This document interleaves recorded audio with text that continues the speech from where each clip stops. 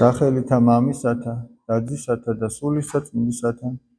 ამინ. ჩვენთან არის ღმერთი. დიდება და მადლობა ღმერთს დღევანდელი წირვისათვის.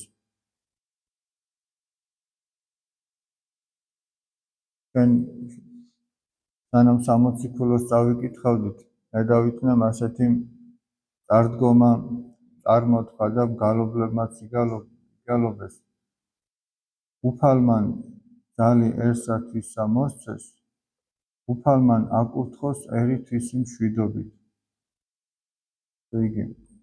ეს შეიძლება ძალიან მოკლე, მაგრამ ძალიან დასაფიქრებელი სიტყვებია, რომ ღმერთი ვის მიანიჭებს თავის ძალას და ვის აკურთხებს მშვიდობით, აი ჩვენ ყველას მშვიდობა გვინდა, ადამიანს რო შეეკითხო, უნდა რომ მშვიდად იყოს, მოსვენებით იყოს, არ იყოს აფორიაქებული, არ იყოს გაღიზიანებული.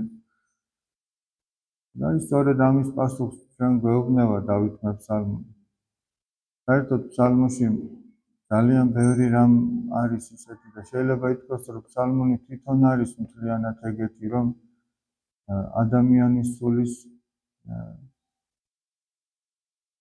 სიმშვიდე შეუძლია რომ შექმნას. აი, როდესაც საულ მეფეს ბოროტი სული შეიპყრობდა ხოლმე, სწორედ დავითს დაუძახებდა და თავის ქნარზე მღეროდა ამ ფსალმუნებს და ის ძალიან დიდ შვებას განიცდიდა. არა მარტო ეს არის, არამედ იქ არის წინასწარმეტყველებაც, იქ არის ზნეობრივი შეგონებები, იქ არის დოგმატური სწავლება. არის ესე იგი, ახლა წარმოიდგინეთ, როდის დაიწერა ფსალმუნებიდან. თითქოს დავითი უყურებდა ქრისტეს ჯვარცმას და ისე წერდა.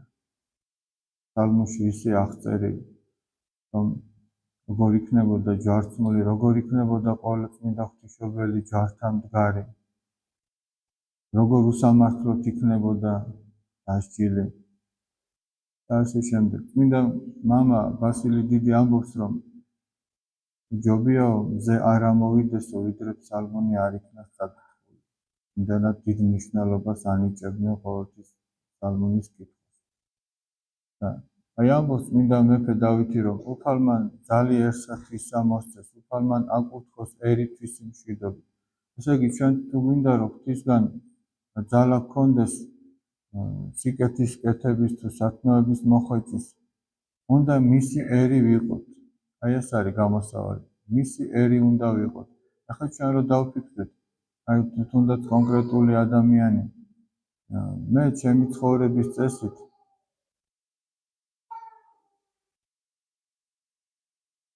ვარ თუ არა ღმერთისა. აი უნდა დავფიქრდეთ, ჩემი ოჯახი ამ ცხოვრების წესით არის თუ არა ღვთისა. ან ჩვენი ქვეყანა აი ამ ცხოვრების წესით როგორიც ვარ თუ არა ღვთისა, ესე იგი. აი თითოეული და ეს საიდან უნდა მომდინარეობდეს, თითოეულმა აქ ცხოვრებმა ადამიანმა ოჯახში თუ სამშობლოში თუ სადღაც კლასში თუ სამეზობლოში თუ სამსახურში, თითოეულმა თავის თავს უნდა მოჰკითხოს. თითოეულმა ერთმანეთს თუ მოკითხა, იქ არაფერი არ გამოვა. ჩვენ ქვეყანაში სამწუხაროდ ძირითადად ეგ ხდება. ჩვენ ერთმანეთისგან გაგვიშვერია ხელი და ვამბობთ, რომ ის ისეთი არ არის, ის ასეთი არ არის. ძალიან იშვიათად, რომ ადამიანი საკუთარ თავს თხოვდეს. აი, ვინც საკუთარ თავს თხოვს, სწორედ მას აქვს საფუძველი, რომ გახდეს ღვთისა. მას აქვს საფუძველი, იმიტომ რომ შეუძლებელია ადამიანმა საკუთარი თავის გამოკვლევის გარეშე შეძლოს სიმდაბლე მოიხვეჭოს. და სიმდაბლის გარეშე კიდევ ვერაფერს ვერ მოიხვეჭოს. და რაც არ უნდა მოიხვეჭოს, ყველაფერი პირიქით მის ამპარტავნებას გააძლიერებს. აი, დღეს არის ხსენება წმინდა იოანეს სინელისა. ეს საოცარი მოღვაწე არის, ესე იგი, წარმოიდგინეთ, არც ქალაქი არ ვიცითო სად დაიბადაო, წაღან ხო კითხულობდა მე დავითმა მისი ცხოვრება, მე საგანგებოდ წავაგით. არც ქალაქი არ ვიცით, არც მისი შთამომავლობის წინაპრები არ ვიცით, არაფერი არ ვიცით, მაგრამ ის ვიცით, ახლა რომელ ქალაქში ცხოვრობს, ზეციერ იერუსალიმში. 16 წლისა იყო, როდესაც დაიწყო მან განმარტოვების ცხოვრება და რატო ვამბობ ხას, რატო უსვამ, ესე იგი. აი 16 წლის ახალგაზრდა კაცი. ბავშვი, ჯერ შეიძლება, აღარც ბავშვიც აღარ იტყვის ახლა 16 წლისა. ზოგი მეფე ხდებოდა ჩვენს ქვეყანაში 16 წლისა, როგორ შეიძლება იმას ახლა ბავშვი იწვევს? შეიძლება ზოგი 60 წლისაც ბავშვი იყოს. თავისი შეგნებით და სოხდელობით. შეიძლება ზოგი 12-13 წლისა უკვე დაბრძანებული იყოს. და მასზეც ეგრე იყო, ნათქვამი. ხორციელათო 16 წლისა იყო, მაგრამ სულიერად ვინც ის რამდენ უხუცეს და ბრძანს აღემატებოდა თავისი გონებით. და რამდენ ადამიანს მოუტანა სარგებელი. წარმოიდგინეთ, აი ერთ ადამიანს რისი გაკეთება შეუძლია, როდესაც ის არის ღვთისა. წარმოიდგინეთ, მე-6 საუკუნეში დაიბადა, მე-7 საუკუნეში გარდაიცვალა. მთელი აი 13 საუკუნე. რამხელა ნუგეშია თითოეული მორწმუნისთვის. მე ვამბობ მორწმუნისთვის, თორე არ ვამბობ იმას, რომ თავისი თავი მორწმუნე გონია და მოინათლა და არიქა, ეგ არის ქრისტიანობა. რამხელა ნუგეშია თუნდაც მისი დაწერილი სახელმძღვანელი. მან დაწერა სათნოებათა კიბე. და ამის დაწერის მოტივაციაც ეს მისგან კი არ მომდინარეობს. აი აქაც ჩანს ესე იგი, რომ როცა ღმერთი დაავალებს ადამიანს რაღაცას, როცა ღმერთი აკურთხებს, მაშინ აკეთებს. თავი არ ეღირსება ამის აკეთებლად, მაგრამ მორჩილების გამო აკეთებს. ის იყო სინას მთის წინამძღვარი. და უამრავი მონაზონი მოღვაწეობდა სინას მთაზე. ასევე იყო რაითის მთა, იქაც იყო წინამძღვარი, იმასაც იოანე ერქვა. და იმ რაითის წინამძღვარმა სთხოვა წმინდა იოანეს სინას, რომ დამიწერეო ჩემი ბერებისთვისო სახელმძღვანელო. წარმოიდგინეთ, ისიც როგორი თამდაბალი იყო, ისიც ძალიან დიდი სულიერი კაცი იყო, მაგრამ მანაც თვითონ არ დაწერა არაფერი. და ამას თხოვს, რომ იქნებაო დამიწერო რამე სახელმძღვანელო ჩემი ბერებისთვის. და ესე იგი ეს ამბობს წერილი ერთმანეთთან მიმოწერა არსებობს და შინაარსი ამ წერილისა ეს არის, რომ მე არა ვარო ვისი, რომ ეს დავწერო არავის მასწავლებლად არ თვლიდა თავს, მაგრამ იმ მორჩილების გამო ურჩობაში რო არ ჩამეთვალოსო, რადგან შემთხვევ ურჩობაში რო არ ჩამეთვალოსო, ღმერთწმინდობილი იღებს და იწყებს ამის წერას. 30 საფეხური აქვს წიგნს და ესე იგი ამას ეწოდება ბერებისთვის მეორე სახარება. წარმოიდგინეთ, ახლა რამხელა მნიშვნელობის წიგნი შეიძლება იყოს. მაგრამ ზოგიერთმა ქრისტიანმა შეიძლება წარმოდგენაც კი ვერ იქონიოს ამ წიგნის შესახებ. რატო ვამბობდი, რომ იქ პირველი თავი სწორედ ის არის სოფლისაგან განშორება. ანუ განმარტოება ახლა მარტო ის კი არ არის ადამიანი წავიდეს და მონასტერში იცხოვროს. შეიძლება ადამიანი ერთში ცხოვრობდეს, მაგრამ საკუთარი თავისთვის განმარტოების რაღაცა წუთები მაინც საქმეს მოიპოვოს. ეს მართლაც რომ მოსაპოვებელი, ეს თავისით კი არ არის. აი დღეს ახლა სულ ვამბობ, ვერცად ადამიანი თითქოს მარტო ვერ არის. ვერც ტრანსპორტში, ვერც ქუჩაში რომ მიდის, ვერც ძილის წინ. იმიტომ რომ სულ ტელეფონი უჭირავს, აი საკუთარ თავში ვერ იხედებ. ამის დრო ფაქტიურად არ არის. ჩვენ შეიძლება ვიცოდეთ ყველას შესახებ ყველაფერი. მაგრამ მე შეიძლება საკუთარი ნებების შესახებ არაფერი არ ვიცოდი. და მე თუ ჩემი ნებების შესახებ, ჩემი დაცემების, ჩემი ცოდვიანი მიდრეკილებების შესახებ ვიცი და ეს გამოკვლეული მაქვს, მაშინ ვერავითარ შემთხვევაში ამ პარტავანი და ამაყი ვერ უნდა ვიყო. იმიტომ რომ იქ ისეთ რამეს დავინახავდი, რომ ის არ მომცემდა უფლებას, რომ მე თავის ზემოთ ამეწი. ამიტომაც აი თუ ადამიანს უნდა რომ ღმერთისა იყოს, სწორედ ეს არის, რომ უნდა მოიპოვოს განმარტოებისთვის, რომ უნდა ჩაიხედოს თავის სულში, უნდა დამდაბდეს აი ამის შედეგად. უფალი როგორ ამბობს, რომ მოვედით ჩემ და ყოველნი მაშვრანი და ტვირთმძიმენი და მე განგისვენო თქვენ. აი ხომოთ რომ განსვენება გვინდა, სიმშვიდე. მოდითო ჩემთან ყოველი მაშვრალი, ყოველი გაწამებული, ყოველი ტვირთმძიმე და მე განგისვენებ. აღიგეთ უღელი ჩემი თქვენზე და ისწავლეთ ჩემგან, რამე თუ მშვიდ ვარ და მდაბალ გულითა. და ყოველთ განსვენება ის სულთა თქვენ. აი ნახე სადიპოლის. აიღეთო ჩემი უღელი თქვენზე. ანუ იტვირთეთ ქრისტეს უღელი და ისწავლეთ ჩემგან, რომ მშვიდი ვარ და მდაბალი. აი ეს ისწავლეთ. ის კი არ ისწავლო თავის მართლება, სხვისი დადანაშაულება, რომ შენ კარგი ხარ, ის არ ვარ და ჩვენ ძირითადად ეს ვიცით. არამედ ისწავლე ის, რომ მშვიდი იყო და თავმდაბალი და იპოვე შენი სულის განსვენებას. რამე თუ უღელი ჩემი ტკბილარს და ტვირთი ჩემი სუბუქარს. უფალი ამბობს. სხვაგან ამბობს და ვიზზე მოვიხილაო, წმინდა წინასწარმეტყველის პირით ამბობს. მხოლოდ მშვიდზე და თავმდაბალზე და ჩემი სიტყვების მოშიშზე. აი ვიზზე მოიხილავს უფალი. ვიზზე მიფენს იმ მადლს, იმ მშვიდობას ვიზზე მიფენს. და თუ უფალი არ მიფენს ადამიანზე მშვიდობას და თუ უფალი არ აკურთხებს ადამიანს მშვიდობით, რაც არ უნდა გააკეთოს, როგორც ითქვენ, აი გველის ტყავში რო გაძრეს, არ ექნება მშვიდობა. აი წმინდა ამბა დოროთე ასეთ რამეს ამბობს, მე არაერთხელ მithქვამს თქვენთვის. თუ ადამიანი სიმშვიდის ღირსიაო, ღმერთი სარკინოზის გულსაც კი მოდრებს.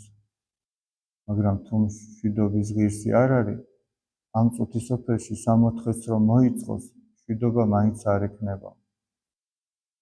და ყველაფერი გადის იმაზე, რომ ადამიანი თავის სინდისთან რა დამოკიდებულებაში, ადამიანი ღვთისმცნებით რამდენად ცხოვრობს, რამდენად ცდილობს, რომ საკუთარი ოჯახი ასე მოაწყოს, რამდენად ცდილობს, რომ მის გარშემო ასე იყოს, ოღონდ ჯერ თვითონ უნდა იყოს მაგალითი. ახლა ახალ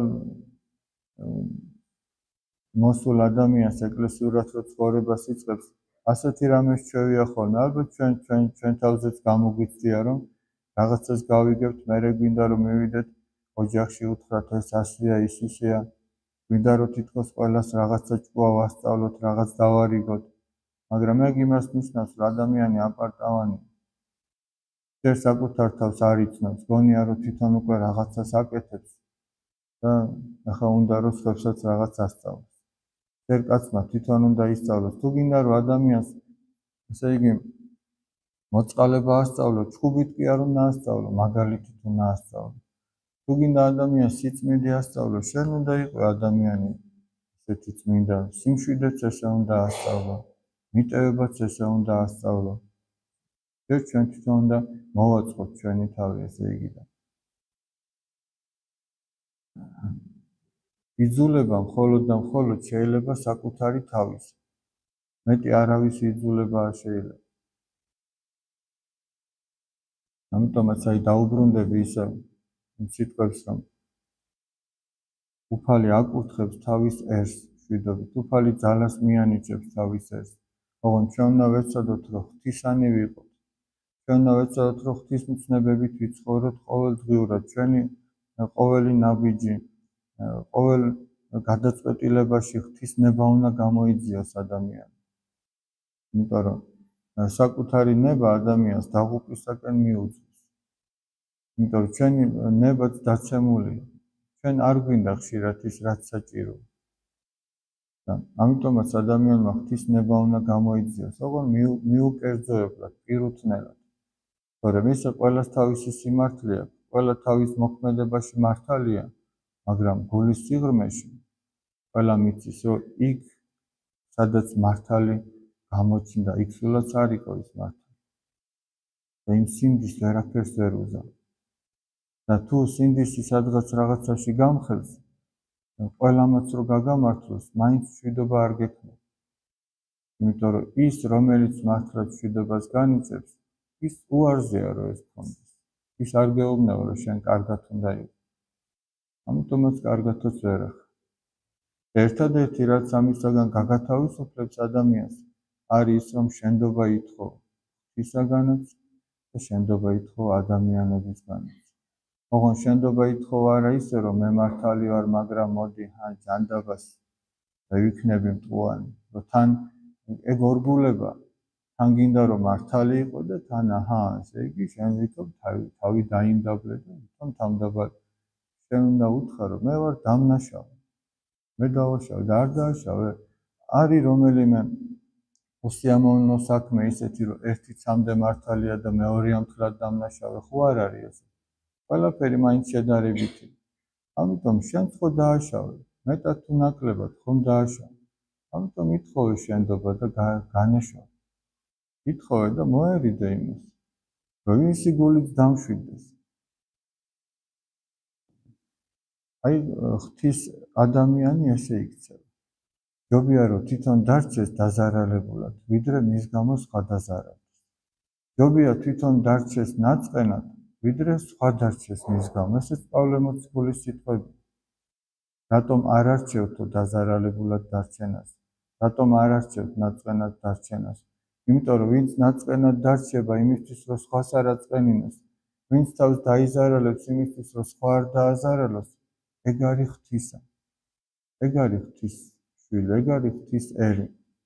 ვაჟა-ფშაველა რომ ამბობს, ისევ მამყოფე ცხვარა და ოღონდ ამცილდეს მგელობა.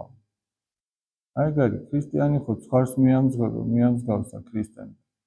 თუ გინდა რომ შენ ისევ ცხრად დარჩე და უფლის ფარაში იყო, უფალს თავის ფარაში მგლები არ აყავს.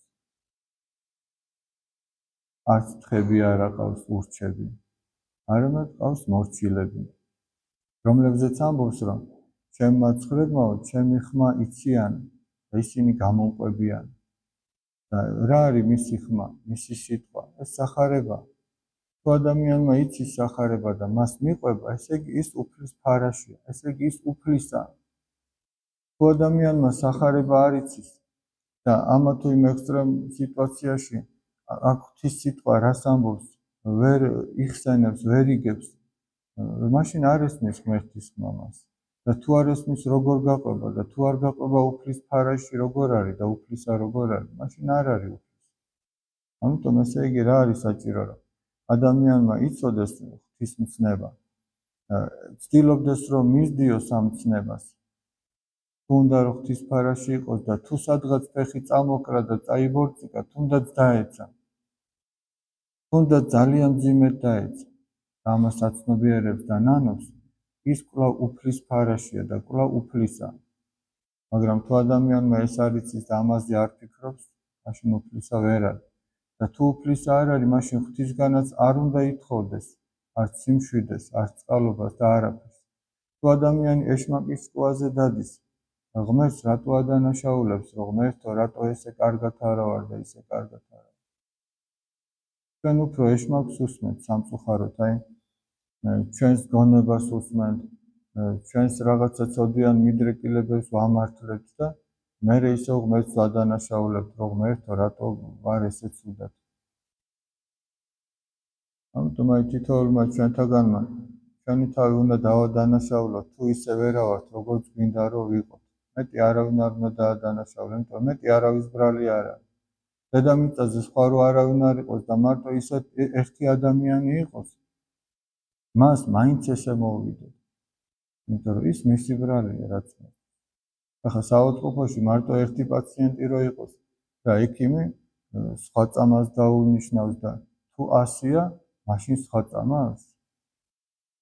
განა რაც ჭირს იმას და რაც ჭირდება, ერთის და 100 შემთხვევაში იგივე დანიშნულებას არ დაუწევს. ხოდა ღმერთი ჩვენ გამოგვიწერს ხოლმე ამა თუ იმ დანიშნულებას და აი ზოგჯერ ჩვენთვის წარეა, ზოგჯერ ძალიან წარეა. ზოგჯერ ასეა, ზოგჯერ ისეა. წამალი კვილი იშვიათად არის. რომ ჩვენ ვეცადოთ, რომ ღვთის ერი ვიყოთ, ჩვენს თავს მოვკითხოთ, ჩვენს თავს ვაიძულოთ, დავაძალოთ ის რისიკეთებაც ძალიან ხშირად არ გვინდა.